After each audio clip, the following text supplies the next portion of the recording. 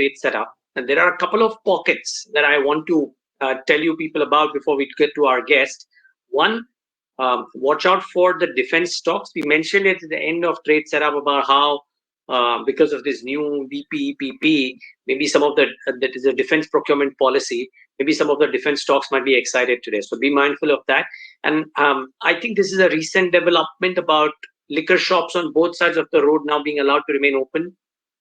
Maybe just maybe the liquor names, McDowell, United Breweries, all of those could be active today too. So if they are active, you know why they are active. But the three stocks or three sets of names that I thought were important to talk today, and that's what we do today, are, as we said, Exide, the API manufacturers, and Dixon Technologies. And Mayuresh Joshi joins in right now to give us his thoughts on the same. Mayuresh, good having you. Thanks so much for joining in. Just a very quick 30-second view, Mayuresh. We've had strong 4 days of a pullback or a downtick. Could today be a day of a bit of a bottom buying kind of a thing? Yeah, I mean, the global cues, Neeraj, look extremely strong at this point of time. Nasdaq hitting an all-time high. The tech's doing phenomenally well in the US markets. So I think the upswing in our markets are not ruled out, but the volatility is here to stay. So I think that is how the markets will be. So I think it should be more of a stock-specific action that investors should probably have in these markets.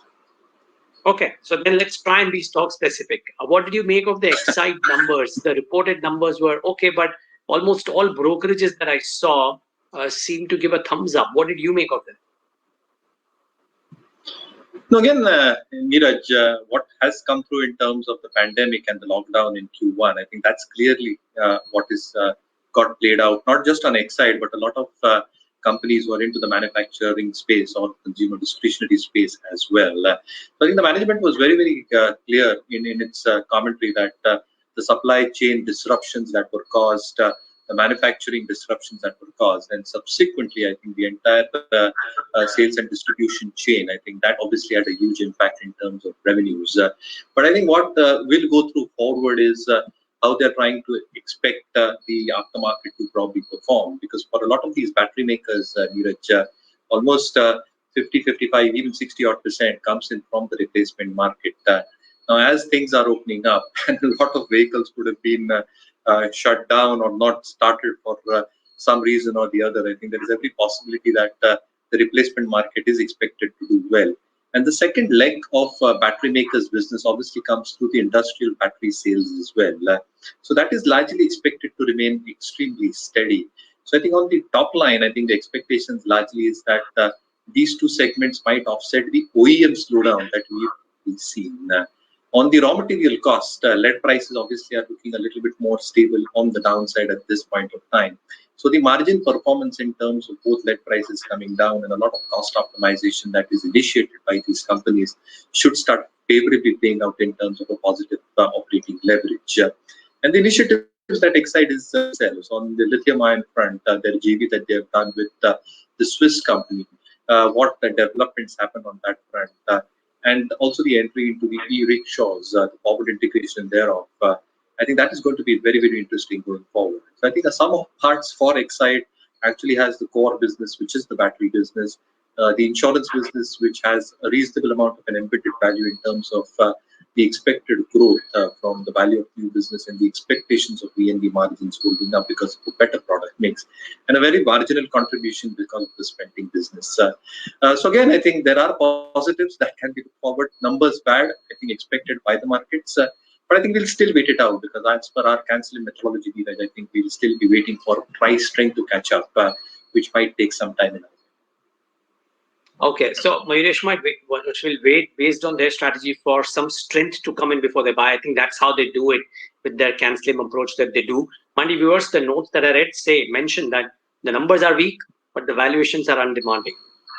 However, valuation can remain cheap for a really long time as well. Bear that in mind. Well, Mayuresh, where there is a significant run-up and strength being seen are these API stocks, right? Suddenly everybody's talking about only one thing. That's API. What's happening here, and what is your thought about the Granules, Laurus Labs, Solara, DVs, that whole clutch of stocks? No, so again, Neeraj, what has happened with these API players? I think they've significantly got benefited since the pandemic has broken out from China. China is the largest manufacturer of key APIs, and they're very, very cost effective as well. So I think what the government has probably done in terms of a lot of initiatives that they've probably taken over the past few weeks, three bulk come up. There is a financial incentive of almost 7,000 odd crores that has got laid out so that a lot of companies domestically can be equipped in terms of the API manufacturing in-house, and the dependence on China probably goes out. So I think it's a medium to long-term process that probably goes out. But a lot of these players have benefited quite significantly, both in terms of the prices moving significantly higher and the volume growth sustaining as well. Now, it's a very, very difficult scenario to probably predict in terms of a lot of companies trying to back integrate their operations with APIs coming through. But a lot of these API players, as they are looking out for different sources apart from China, and depending also in terms of boosting their own internal capacities as well, I think that is a long-term positive from a medium to long-term perspective as well. The current perspective and the run-up and the vertical rise that we probably see for a lot of these stocks and the focus probably is just stating a lot of these positives that can probably come through. Now, a few of the APIs, the prices have gone through the roof, paracetamol, azithromycin. So I think what probably goes through in terms of both expected import duties going up and a lot of these getting built in-house, and a lot of domestic formulation players actually looking at the domestic players itself because of the Atmanirbhar scheme will be under tremendous focus in the medium to long term as well. But again, I think the run-up that we've probably seen and where the valuations are stacked up in terms of the next couple of years visibility, I think it's quite extended in our opinion, at least at this point of time. I think you have to pick and choose within this entire space itself and a mix of both APIs, a little bit of formulations. We'll just try and repatch that. Mayuresh was getting to the crux, right, about what is it that he would choose because of the mix of things that he would want to see in that portfolio. Get that going. I think the rains or maybe some poor connectivity out there, and sometimes it happens, right, viewers? So you've got to bear with that. But watch out. The one thing that I would want to add to this, remember that some of these stocks, so the API companies, the valuations even after the run-up are about 15x. Now, I'm not saying they are not cheap. They are probably not expensive is what I'm trying to say. They're not demanding valuations. And if the market sees growth, which these companies are showing, in times when the other pockets don't have growth, you might well see these valuations sustaining, probably moving up as well. So don't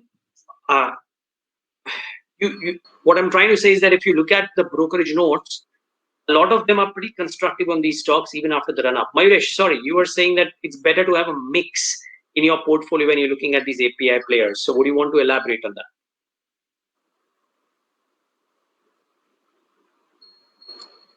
Sorry, Neeraj, I think the network is extremely poor, so I could not make out anything that you were saying. Okay, no, I was just saying you were just finishing your answer on APIs.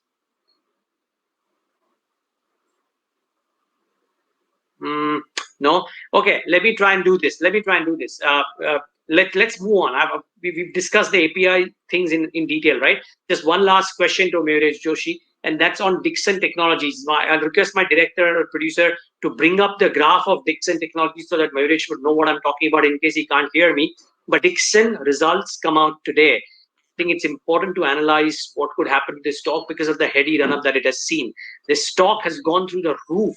It's 7968 at all-time highs yesterday.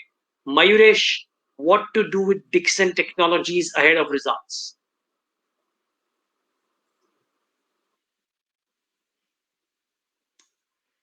I think we're at battery line. Let's leave it at that, unfortunately. Viewers, just keep in mind, I'll just leave you with this thought. We'll end stocks to watch segment here, but just leave you with this thought that quarter on quarter, Dixon might show a dip in revenues, profits, because Jan to March was a full quarter, almost a full quarter. This was a disrupted quarter, so there might be a dip. The stock has run up quite a bit. The opportunity size is looking strong. Be mindful of that, but be mindful of the valuations that you're paying before you go out and buy a Dixon Tech. The results come out today. It's arguably one of the most important stocks to watch out for in the mid-cap space. But Watch out for APIs, watch out for defense companies, watch out for liquor companies, and watch out for the market at large. Thanks so much for tuning in.